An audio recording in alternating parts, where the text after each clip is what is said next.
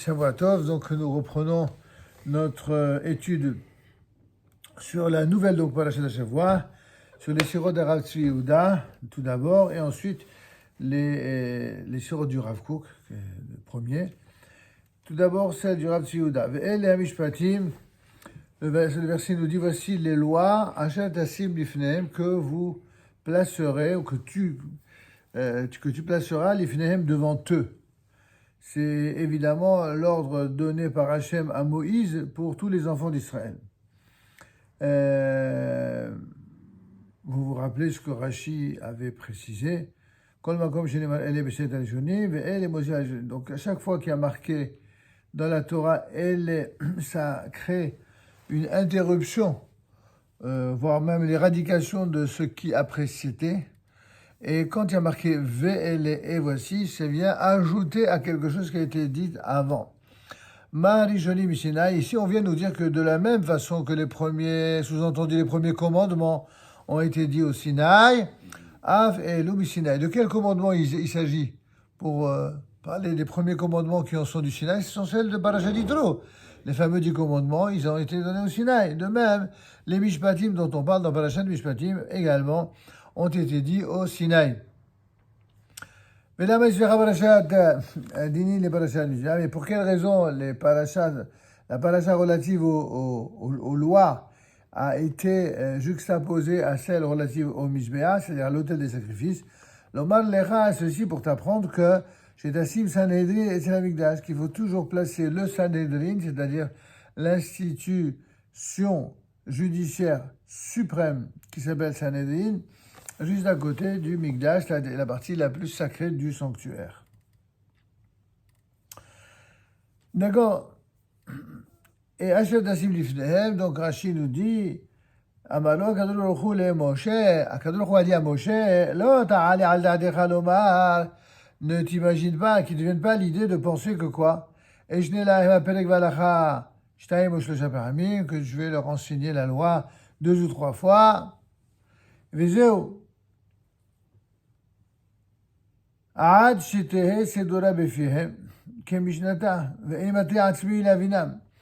Que, en quelque sorte, après leur avoir enseigné 2 ou 3 fois la chose, et que cela soit clairement disposé dans leur bouche comme un enseignement bien clair, et que je n'ai pas besoin de me casser la tête, de me donner du mal moi-même à les comprendre, c'est-à-dire à comprendre Taramé, Hadavar ou Perusho, les explications de la chose ainsi que son commentaire. Les chars, c'est pour cette raison-là que quoi?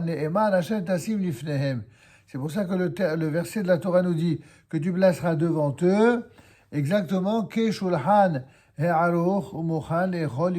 exactement comme une table bien rangée, bien disposée, bien dressée et prête à permettre à aux convives qui sont autour de cette table de pouvoir manger et ce devant chacun. C'est une manière de dire que la Torah doit être claire. Elle doit être claire. Il doit y avoir de l'ordre. Il doit y avoir de la clarté.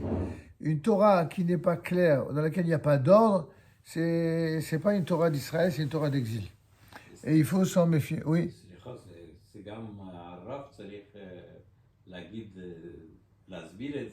C'est exactement ce qu'il dit. C'est exactement ce qu'il dit. Il dit que c'est ce qu'il dit. Il dit c'est toi qui dois te donner du mal. Toi en tant que Rav, Moshe Rabbeinu, c'est le plus grand des rabbanim de tous les temps. À Moshe Rabbeinu tout entier, il lui dit attention. Ne crois pas que tu fais ton job, tu leur enseignes comme ça, tchic-tchac, et puis ça y est. Non, il faut que tu donnes du mal pour comprendre toi-même et pour faire comprendre et pour le mettre. Et un petit peu comme quand on donne de l'eau à la bouche ou un plat, n'est-ce pas, où tout est nickel, tout a été conçu de manière à ce que ce soit agréable, bon, facile à digérer, la même chose pour l'enseignement de la Torah. D'accord? Ça, c'était donc ce que disait Rashi. Bon, c'est un Rashi célèbre. Voyons à présent ce que dit le Rav Tzvi Yehuda Cohen Kook alav shalom concernant Ve'el hamishpatim. Parashat Mishpatim hi hamshech shel ma'amad har Sinai u'matan Torah. La paracha de Mishpatim, elle constitue la continuité ou la continuation du rassemblement au mont Sinaï ainsi que Matan Torah, le don de la Torah. Achelek hasheni chez Matan Torah, il n'est pas abusif, nous dit le Rav, que de considérer la paracha de Mishpatim comme étant la seconde partie, le second acte du Matan Torah, du don de la Torah.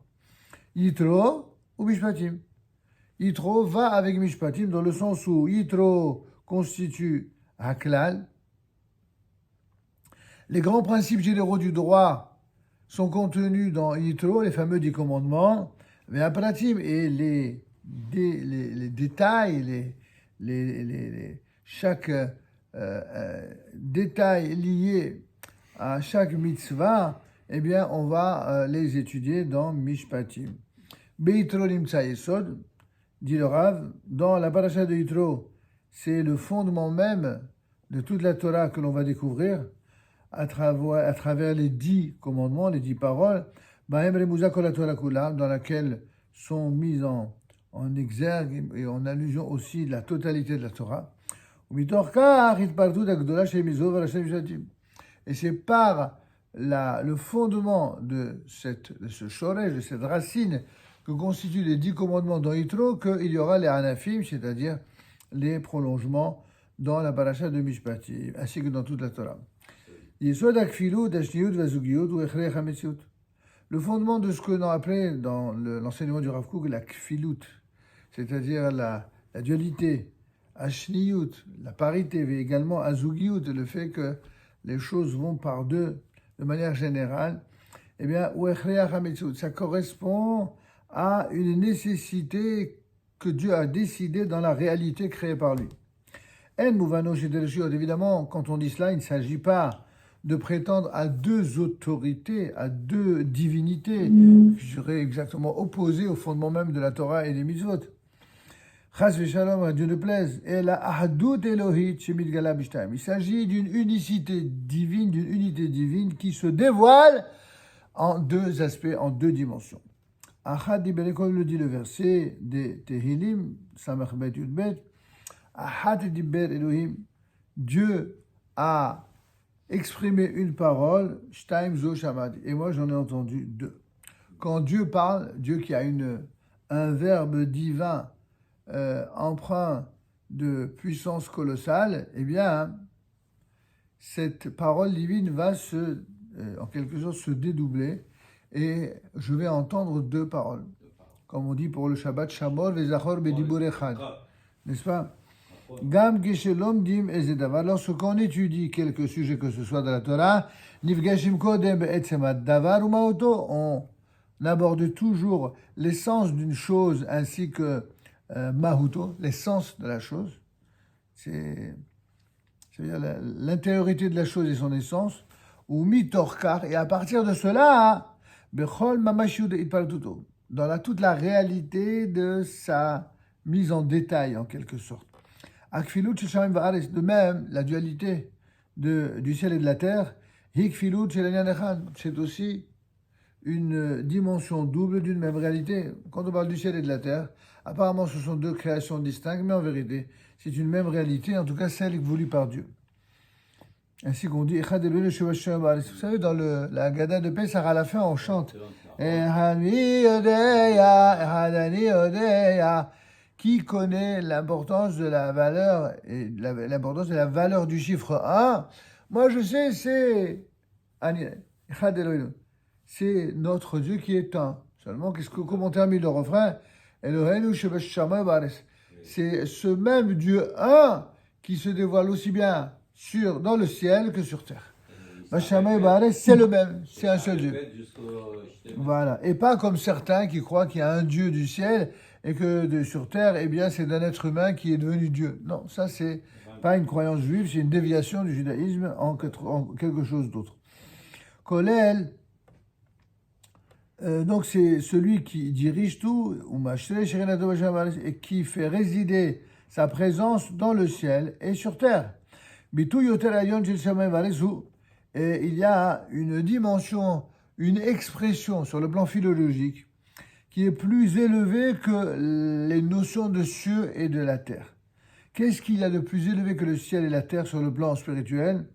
C'est klaliyut ou pratiyut. C'est la dimension collective et la dimension individuelle, ou la collectivité et l'individualité. Aklaliyut hi mekol hadevar. En fait, l'intérêt de savoir ici, c'est que la dimension générale ou collective, c'est ça qui est le Mekor Davar. C'est ça qui est la racine de la chose. Atzmiyuto, abstractite. C'est son essence la plus abstraite, la plus divine, la plus céleste. Vehimidgala, ma'asiyut, beprate pratim. Et elle va se dévoiler, cette réalité qui vient du ciel, qui est divine. Elle va se dévoiler dans des actions, dans une réalité, dans chaque individu qui compose la réalité terrestre. Amakor Elohi Ailion, de l'Ed Marshavat Fisabeh, c'est l'origine même la plus élevée de cette dimension sur laquelle il est dit que aucune pensée ne peut avoir de prise. Eh bien, ce Makor Mitgale Bema Shemagia Alenu Veshayach Lanu. Elle se dévoile en ce qui nous parvient, ce qui parvient à nous, Veshayach, et qui nous est lié dans la réalité du monde terrestre. Donc cette relation entre Dieu et chacun d'entre nous, cette relation entre le ciel et la terre, cette relation aussi, on le verra, entre la généralité et entre le collectif et l'individualité, mais aussi entre le sacré et le profane, tout cela, eh bien, correspond à une volonté d'Hachem qui va s'exprimer et qui démarre d'en haut, c'est la racine, et qui va se ramifier en bas. Ça, c'est le premier commentaire sur les Sichot d'Arav Tzvi Yehuda, à la page 227, sur Ve'ele HaMishpatim. Shavua Tov, Mevorach.